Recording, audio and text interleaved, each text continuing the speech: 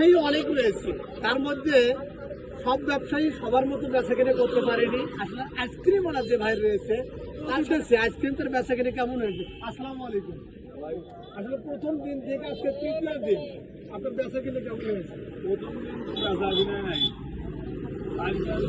আজকে তো মানুষ আচ্ছা, আপনার কয় প্রকার আইসক্রিম রয়েছে এই বাসায়? কি কি আইসক্রিম? ম্যাঙ্গো, ম্যাঙ্গো, দুধ আইসক্রিম, দুধ আইসক্রিম, দই আইসক্রিম, দই আইসক্রিম।